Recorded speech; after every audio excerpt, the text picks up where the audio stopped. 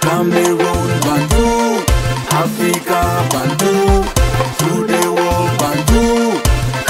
Et concernant l'affaire Manuela Fenou, vous vous rappelez, cette jeune judokate qui a fait l'accident il y a 3 ans à Yaoundé au Palais des Sports lors d'une compétition.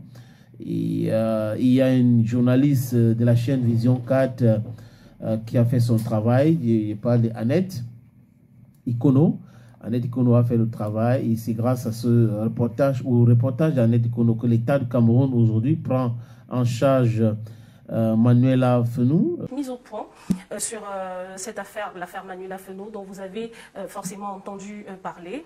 Une chaîne concurrente a malheureusement organisé il y a quelques jours une émission dans le but de démonter le travail que j'avais abattu, professionnellement parlant, pour mettre en lumière le cas de la jeune Manuela Fenou. Je ne vais pas revenir sur ce qui a été dit sur ce plateau, qui n'est autre que le plateau, cette émission qui est modérée par quelqu'un qui est employé de la Fédération camerounaise de judo.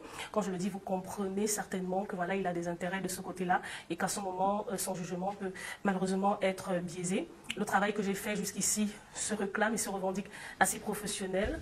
Je suis pour le moment chef service des sports de Vision 4 et je ne saurais mettre la télévision pour laquelle je travaille en péril en allant transmettre des informations qui sont erronées. Si Maître Kingé souhaite avoir un droit de réponse, les portes de Africa Vision Sport lui sont grandement ouvertes, comme ça a toujours été le cas.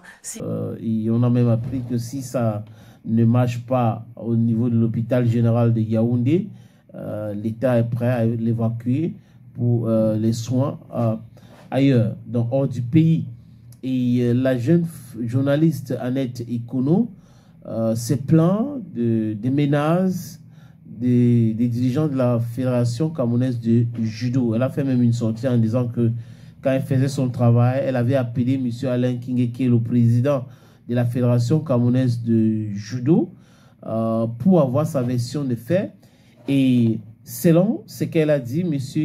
Kingé l'a menacé. Elle a été menacée par Kingé et Kingé aurait dit des mots pas très gentils à l'endroit de la famille de Manuela Fenou. Non, s'il estime que le travail que j'ai fait n'est pas assez professionnel, il peut tout simplement porter plainte. Et puis voilà, on s'expliquera de ce côté-là. Sinon, l'enregistrement intégral de l'appel que j'ai eu avec Maître Kingé, je l'ai. Près de 20 minutes d'entretien avec lui et je pense que c'est suffisant pour lui montrer que je ne suis pas de mauvaise foi. J'aurais rendu public ces enregistrements qui lui auraient été très préjudiciables. Il sait ce qu'il a dit à l'intérieur, il sait les menaces qu'il a pu proférer contre ma personne et même contre cette famille à l'intérieur. Mon objectif n'est pas de nuire à la personne, c'était juste de mettre la lumière sur le cas Manuela Fenou afin qu'une solution soit trouvée. Je pense que je ne parlerai plus de cette affaire, le travail que j'ai fait étant bouclé aujourd'hui. La petite est prise en charge par le ministère de la Santé, par l'État du Cameroun. Finalement, c'est tout ce qu'on voulait, si je peux le dire ainsi. Et ses parents, on comprend pourquoi l'oncle de Manuela avait dit que la sortie de la Fédération camerounaise de judo contenait des contre-vérités. Donc, je ne veux pas dire qu'il avait dit que le président de la Fédération mentait.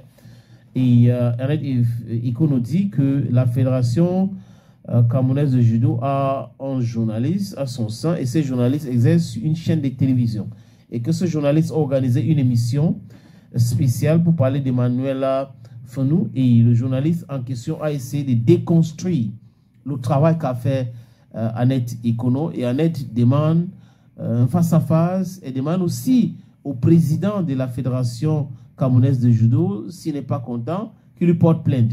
Peut-être que c'est dans ce plainte-là que les gens auront cet enregistrement qu'elle a fait avec le président de la Fédération camerounaise de judo, qu'elle avait appelé pour parler du cas Manuela Fenou et que le gars était vraiment discutoire, très arrogant et a tenu des propos pas très corrects à l'endroit de la famille de Manuela et les menaces aussi à cette personne. Donc les amis, on suit aussi cette actualité hein, pour vous. Our ears are on the ground. Put our ear for ground for hear how the thing pass. So how the thing will come out, we're going to tell you exactly what really happened and what's happening with the young Manuela Fenou. Hope she gets better soon.